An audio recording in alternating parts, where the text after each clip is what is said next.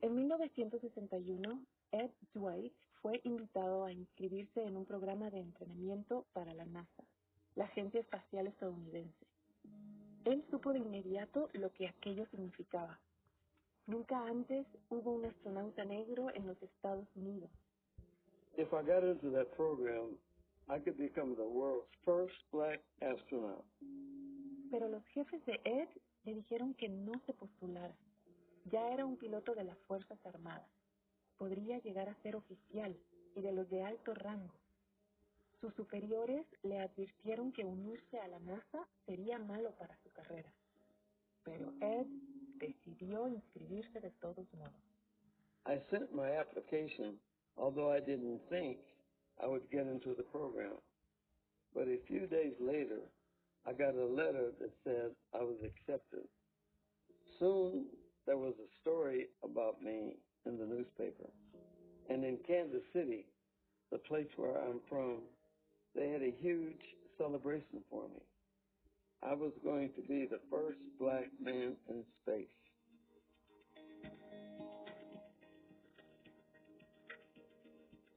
Welcome, bienvenidos y bienvenidas a Relatos en Inglés, un podcast de duolingo.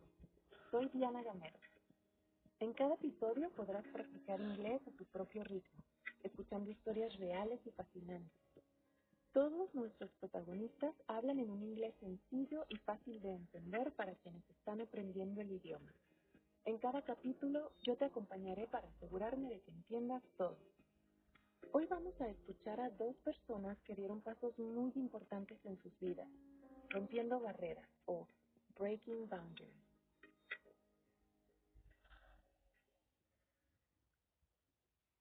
En los Estados Unidos hay una larga tradición de lucha por los derechos civiles o civil rights. Y hay algo muy importante en esa lucha por la igualdad, el derecho al empleo. En 1961, la idea de un astronauta afroamericano era impensable. Pasarían 4 años más para que el Congreso de los Estados Unidos aprobara una ley de derechos civiles que prohibió la discriminación en el trabajo por raza o género. Cuando Ed Dwight recibió la carta con la invitación para ser astronauta, no sabía que un afroamericano podía hacerlo, porque ninguno antes lo había sido. I was born in Kansas City, in the state of Kansas, in 1933. I didn't think about becoming an astronaut while I was growing up.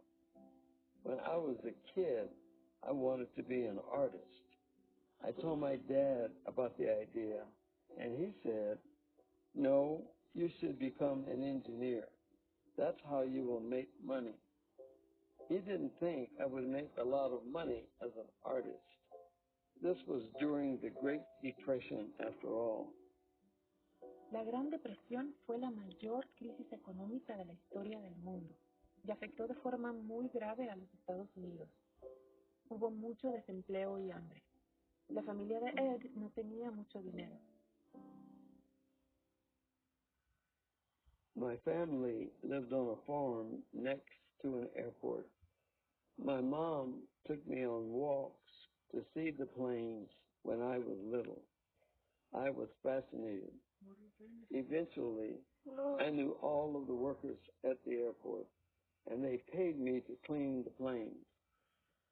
When I was 10, I told the pilots that I wanted to fly, and they agreed to take me in the air with them. The first time I flew in a plane, I felt like a bird. You can see everything up in the air. Ed pasaba mucho tiempo en el aeropuerto y esto no le gustó a su mamá. Como su papá, ella quería que él ganara dinero. My mom found a job for me. I started delivering newspapers. I had 2 different routes because there were 2 types of newspapers, one for the white people and one for the black people. Kansas City was a segregated city. En aquella época muchas ciudades de los Estados Unidos estaban segregadas o segregated. Por ley, los restaurantes, cines, baños y colegios estaban separados para los afroamericanos. Ellos no podían compartir espacios con las personas de raza blanca. One day, while I was delivering newspapers, I saw something interesting on the front page of the black newspaper. It was a black pilot standing on the wing of an airplane. He was from Kansas City like me. I thought, wow, I can't believe that a black person is allowed to fly a plane. The next week, I applied to join the Air Force, and I was accepted. My first destination in the Air Force was a base in the state of Texas. But soon I realized that the other students didn't have a good opinion of me. They didn't think that I looked like a person who could do great things because I was short and black. So I decided to become an overachiever. Un overachiever es alguien que hace un gran esfuerzo para destacar, tratando de superar algún obstáculo. I made sure that I learned more about flying planes than any other student, and I worked harder than everybody else. Soon people started noticing my hard work. By 1961, I was accepted at my base. That's when I got the letter from the Pentagon. I was asked to join an experimental test pilot program for NASA. At that point, the space agency was only 3 years old. La NASA había enviado al primer astronauta de los Estados Unidos al espacio en 1961, un mes después de la Unión Soviética. Eran los tiempos de la carrera espacial, o the space race. This was an important time in American history. It was the beginning of the civil rights movement, when many Americans were trying to get equality for the black community. We must all learn to live together as brothers, or we will all perish together as fools. President John F. Kennedy wanted to help the black community, so he talked to the civil rights leaders. They thought that a black astronaut could inspire many black people who wanted to study math, science, and engineering. So President Kennedy told the Air Force to find a black pilot for NASA's new program. At the time, there were only 125 black pilots in the whole world, and they wanted this pilot to be under 30 years old, have 1,500 hours flying in jets, and have an engineering degree. That was basically me. Ed finalmente respondió a la carta diciendo que estaba interesado. Pronto, desde Washington le comunicaron su nuevo destino. The Air Force sent me to the Experimental Test Pilot School for aerospace pilots in California. I was the only black pilot in the program. President Kennedy wanted me to be famous, so I talked to big groups of people all over the country. My face was also on the front page of newspapers and magazines all over the world. They thought I could be a symbol for both the civil rights movement and the space race. I felt really proud. Ed trabajó duro y durante 2 años se preparó para ser astronauta. Hasta que llegó el viernes 22 de noviembre de 1963. President Kennedy was shot as he drove from Dallas Airport to downtown Dallas. President Kennedy was assassinated on that Friday. After that, everything changed. When Vice President Johnson became the new president, I was pushed to leave the space training program. I didn't want to leave, and it was really hard for me, but I did leave. I realized that NASA never really wanted a black astronaut. Hasta entonces, los astronautas en los Estados Unidos eran todos hombres y todos de raza blanca. It seemed clear to me that NASA wanted the world to believe that the first 7 astronauts in space were heroes, like Superman. And of course, Superman is a white guy. La NASA tardaría 20 años más en mandar al espacio a la primera persona afroamericana. Por cierto, junto con la primera mujer. Pero Ed no dejó de luchar por la igualdad de derechos. After my career as an astronaut ended, I moved to Colorado. I worked for the IBM computer company and then had a lot of different jobs. But I missed the excitement of being an astronaut. I wanted to find another dream. So I decided to return to the first dream I ever had, being an artist. El debut de Ed en el mundo del arte comenzó gracias a un encuentro con George Brown, el primer vicegobernador afroamericano del estado de Colorado. One evening in the 1970s, George Brown came to a party at my house. He really liked the art that I made. He told me that the state wanted an artist to make a sculpture of him to put in Denver, the capital of the state of Colorado. And he said to me, "You're going to do it." El problema era que Ed sabía cómo pintar, pero no cómo esculpir. Enseguida rechazó la oferta, pero George Brown se negaba a aceptar un no por respuesta. George said to me, "Ed, black people have been in North America for 350 years.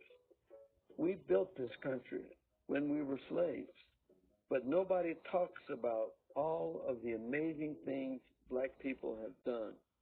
If you go to a museum, a gallery, or a city square, you won't see statues of black men or black women.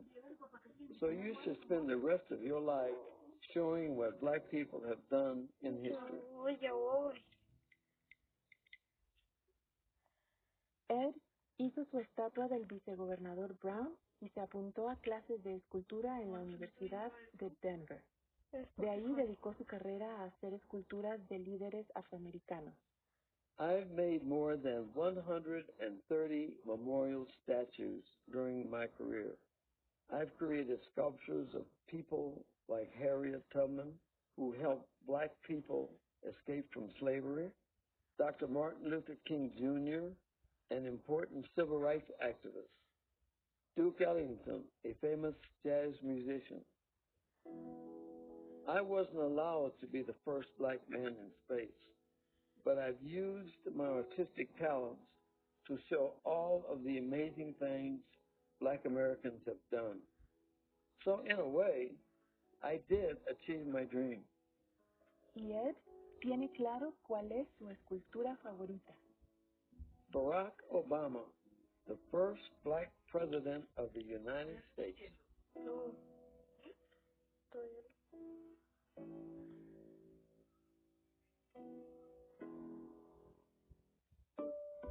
Antes de seguir con la historia, ¿te has preguntado alguna vez cuál es tu nivel real de inglés?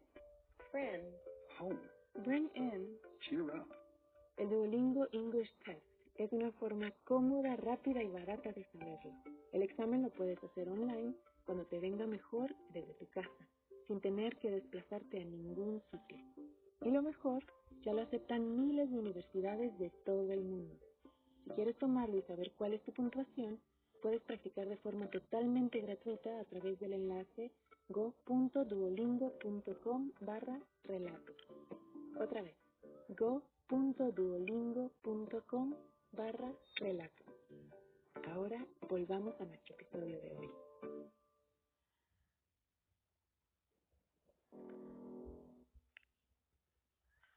Mientras que Ed White de niño estaba obsesionado con aquellos aviones que volaban muy rápido, unos estados más al oeste, unas décadas después, una niña llamada Becky Livingston estaba fascinada por los incendios.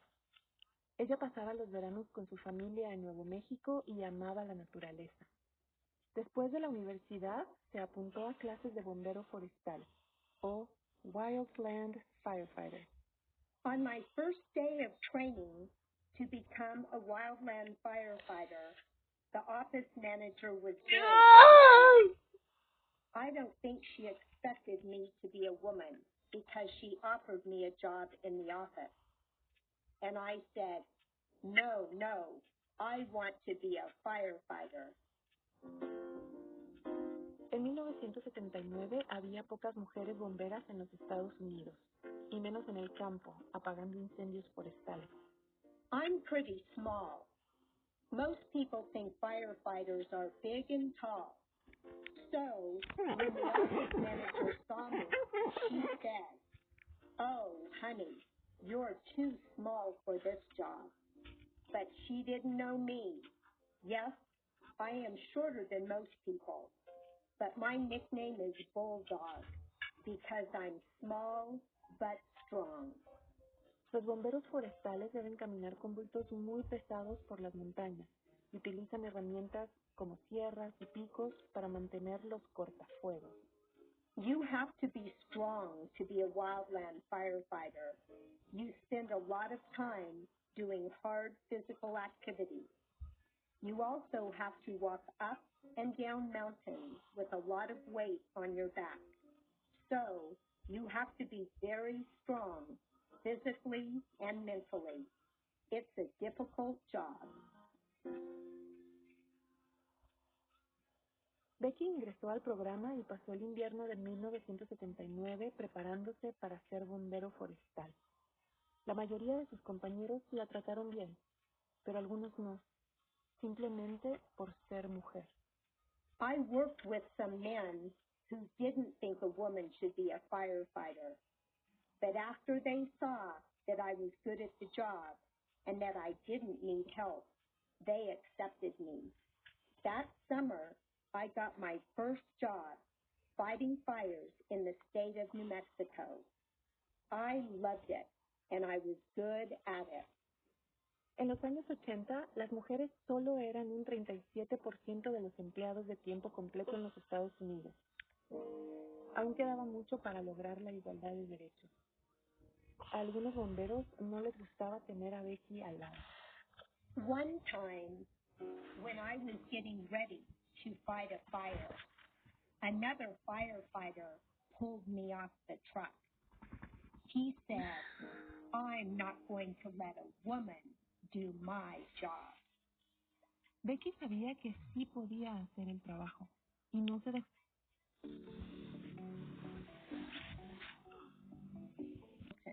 I was walking very quickly. When we took a break, the men on my team put some rocks in my bag. They wanted me to go slower because they couldn't walk as fast as me. I didn't even notice because, like I said, I was a bulldog.